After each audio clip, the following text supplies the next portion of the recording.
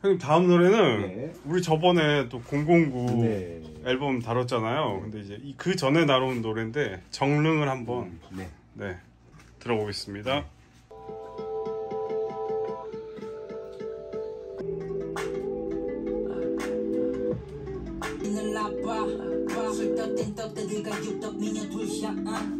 저 다른 동네 고요한 분 대신 침을 뱉는 건 분이겠지. 난 아니니까 몰라든 쪽 프라이빗 살지만. 자 형님 정릉의 젊은 현자 009 정릉 어떻게 들으셨어요? 009는 왜 나를 자꾸 감동시키죠? 음반을 아직 다 들어보진 않았는데 좀 약간 아껴 듣고 싶다는 느낌이 들 정도로 그게 굉장히 저한테는 중요한 일이거든요. 뭔가 아껴 읽고 싶다. 앨범 리뷰 한번 하시겠습니까? 아 그거 그 차차 생각해 보기로 하는데 지난번에도 제가 과하게 감동한 모습이 영상에 나왔더라고요. 근데 이 정릉이란 노래도 굉장히 감동적이고 마음도 아프고, 사실 정릉, 그러니까 저는 이제 방문자로서 정릉시장에서 뭐 술도 마시고 그랬었거든요. 제가 동덕여대 출강한 적이 있어가지고 거기가 근처여가지고 그런 적이 있어서 방문자로서 바라봤던 정릉은 뭐 저한테는 어떤 이미지가 있긴 한데 그렇게 막 깔끔하고 깨끗하고 이런 이미지는 아니었던 것 같아요. 근데 이제 그런 이미지들의 속내에 어떤 것들이 들어있는지를 이 009가 밝혀주는 것 같아서 꼭 정릉이 아니어도 그쵸? 우리가 알고 있는 어떤 서울이라고 하는 중심의 변두리의 삶이라고 하는 것들이 다 비슷할 것 같은데 정릉이라고 하는 고유 지명을 내세워서 그 얘기를 하고 있는 것처럼 보이네요. 그래서 처음에 이제 나빠를 이렇게 확정적으로 이야기할 수 있나? 저는 이제 약간 그런데 거부감이 있거든요. 근데 내용을 보니까 그 나쁨이 어디를 향해 있는지 알 것 같아요. 라는 생각이 들더라고요. 사실은 여기서 보여지는 그 사람들을 향해서라기보다는 그렇게 그런 어떤 그렇게 살 수밖에 없도록 만든 어떤 구조를 향해 있다라는 생각이 들었어요. 그래서 보면 그 이중적인 의미겠죠. 우리가 흔히 나쁘다라고 이야기하는 것과 또 더 큰 나쁨 을 포함하고 있는 그 나빠라는 말일 텐데, 여기 이제 거리의 풍경들이 묘사가 되죠. 술떡된 떡대들과 육덕미녀 둘이 시한 늘 판단하려 드는 순찰차. 순찰차를 이렇게 정의하고 있다라고 하는 것은 이 화자가 어떤 입장을 취하고 있는지를 딱 알 수 있는 말인 거죠. 일단 순찰차에 대해서는 반감이 있는 거예요. 니들이 뭔데 나를 판단해? 뭐 이런. 그거는 꼭 순찰차라기보다는 순찰차로 대변되는 어떤 제도 혹은 어떤 이 사회 구조를 향해 있죠. 그런데 그 순찰차에 타고 있던 경찰들은 민자 담배 센터가고 지들이 피네라고 묘사되어 있거든요. 제가 찾아보니까 민자가 저기더라고요. 주민등록 없는 미성년자 그러니까 지들이 피우는 거죠. 그게 이제 나빠에도 또 적용이 되는 거예요. 여기 이 부분이 너무 좋았는데 추위 감당한 게 서울인데 조금 너무하다 생각하다가도 어른이네, 이 말이 저는 어떻게 읽혔냐면 진짜 너무하네 라고 생각을 하는 자신도 어른인 거야. 그러니까 어른이라는 것을 여러 가지로 생각을 해볼 수가 있는데 저는 이제 어른이 된다라고 하는 게 어떤 것일까를 조금씩 이제 삶의 과정 속에서 생각을 해오곤 하는데, 이를테면 잘 안 보이던 것들이 보이게 되는 것 같아요. 물론 시야가 좁아지기도 하지만, 그러니까 선택적으로 좁아지기도 하지만 예전에 못 봤던 것들이 자꾸 보이는 거죠. 그런 것들을 내가 감당해야 되는 것도 어른이고, 또는 거기에 속해 있는 것, 내가 그렇다라고 여겨지는, 지금 여기서 보면 뭐 술떡된 떡대들과 뭐 그런 거리에 속해 있는 자신이기도 한 거예요. 그런 어떤 이중적인 의미들을 담고 있다라는 생각이 드는 거죠. 여기서 말하는 저 계저씨 때문이겠지라고 하는 게 저 계저씨가 꼭 저 계저씨이기만 한 건 아닐 거라는 생각이 드는 거죠.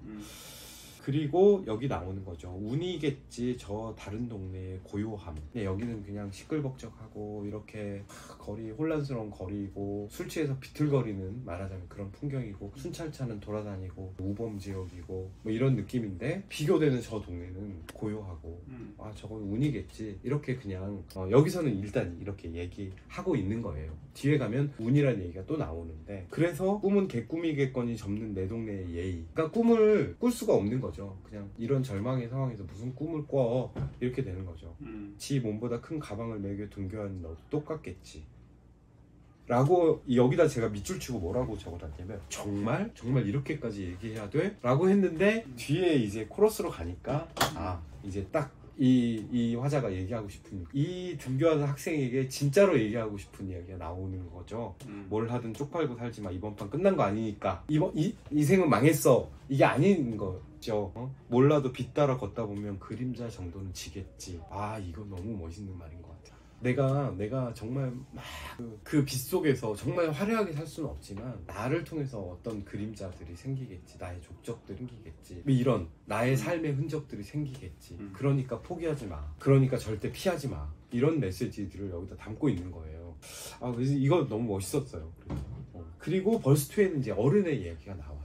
진짜 전광판에 그 보이는 거짓말쯤은 내가 읽을 수 있는 사리 판단을 할 수 있는 이 세계 이 사회의 어떤 부조리함에 대해서 내가 사리 판단하고 이 사회가 나를 속이려고 하는 것들 혹은 상술 이 세계의 속임수들을 판단할 정도의 어떤 능력은 있고 지나간 관계에 남은 헛헛함을 느낄 정도의 이제 어른이 된 거죠. 어른이 됐는데 그래도 술로 갈증을 씻어내야 되고 눈 마주치면 시비라도 걸고 싶은 사람들은 사랑 가사를 불러대끼며 노래방 바닥에 침 뱉고 연기를 뿜어 이런 거죠. 아 삶은 바뀌지 않았어. 내가 어른이 돼도 여전히 자 이 사랑에 좀 주목해 주시면 좋을 것 같아요. 뒤에 사랑이 또 나오거든요. 근데 여기에서 사랑은 굉장히 어떤 이 삶으로부터 도피하고자 하는 어떤 사랑 노래의 사랑인 거고 굉장히 통속적이잖아요. 예. 그래서 여기 보면 이제 아 이것도 좋아요. 모순이 곧 수민 정릉의 밤. 이 모순이라고 하는 것은 희망과 절망이 동시에 존재하는 모순일 수도 있지만 정릉으로 상징되는 이 공간을 이렇게 만든 이 사회의 모순일 수도 있는 거고 그것이 사실은 이 라임으로 이어지죠. 목숨이라고 하는 말로 이어지는 거예요. 이 목숨도 사실은 목숨이 뭐예요?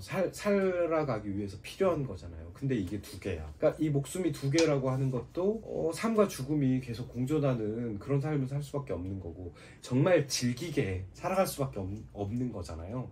이것도 역시 모순인 거죠. 그러니까 목숨과 모순이 다르지 않나요? 이 구절에서도.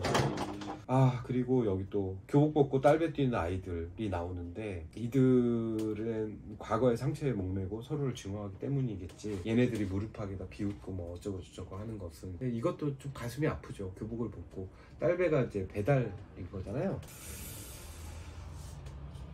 그래도 자 예, 그걸 지나면 어쨌든 가슴이 아프지만 지나가 봅시다. 운이겠지 저 다른 동네의 고요함이 이게 또 나오거든요.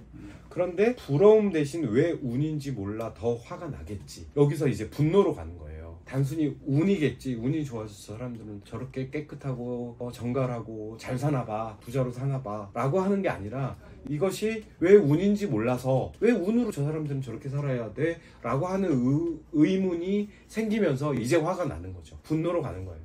그래서 저는 이게 남다르게 보였어요. 사랑보다 작지만 무거운 책임감을 이고 여기서는 뭐 사랑이 그러니까 사랑보다는 무거운 책임감이 강조가 되는데 그 다음 구절에서는 사랑 지키려 출근한 너 똑같겠지. 중요한 거는 이 사람이 지키려 하고 하는 게 끝끝내 사랑이라는 거예요. 아 이게 너무 가슴을 뭉클하게 했어요. 결국 이 혼잡하고 술 취해 비틀거리는 거리 진짜 못 사는 동네 이 변두리의 거리를 쭉 지나와서 진짜 이 화자가 지키고 싶은 것은 사랑이라는 생각이 들었어요.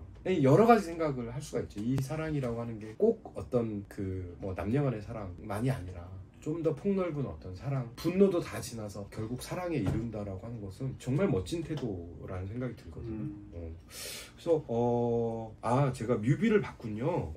거기 어린 나가 등장을 하고 욕조에서 이렇게 일어나고 그 다음에 청년인 나가 또 등장을 해서 칼을 막 이렇게 가지고 뭐 이렇게 약간 자살을 암시하는 듯한 그 다음에 그 생을 다 지나서 노인인 나가 등장을 해서 다시 욕조에 눕는 그 과정 속에서 이 그 아이인 나한테 막 물고기들이 이렇게 날아가더라고요. 발목이 이렇게 여러 줄들에 묶여 있지만 물고기들이 날아가고 그게 확 깨지고 현실이 되고 다시 이 청년이 되고 뭐 이런 과정들이 보이더라고요.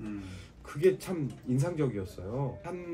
말하자면 사람의 한살이를 이렇게 쭉 보여준다고 하는 거. 근데 저는 그 과정 속에 이 말들이 다 있었던 것 같아요.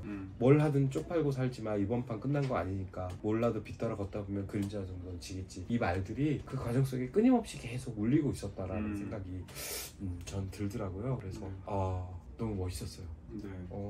굉장히 그리고 되게 잘 짜여져 있다라는 생각이 들거든요. 네.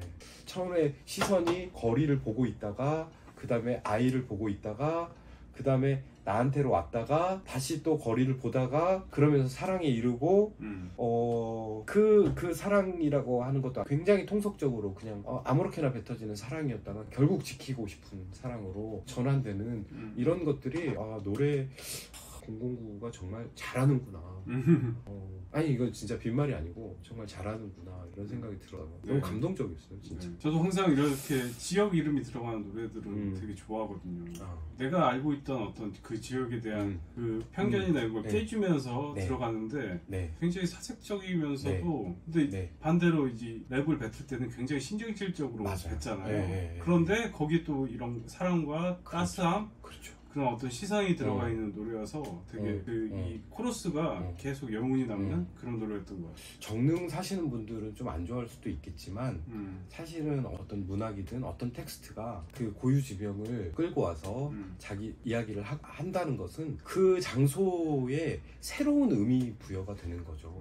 그 장소는 이제 달라지는 거예요. 우리가 009의 정릉을 지나면 그 정릉은 이전에 알고 있던 정릉이 아니게 되는 그런 의미에서도 굉장히 뜻깊은 노래이지 않을까. 그러니까 꼭 어떤 특정한 우리가 알고 있는 그 정릉뿐만 아니라 그 정릉으로 상징되는 이 주변부의 삶 이런 것들을 다시 우리한테 환기시키는 그런 효과가 이 정릉이라는 고유지명 속에 또 들어있게 되지 않겠는가. 이 009의 노래 때문에 그런 생각이 또 드네요. 어떤 사회적인 어떤 성찰까지 시도한 그런 노래였습니다. 자, 오늘 너무 수고하셨습니다. 감사합니다. 감사합니다.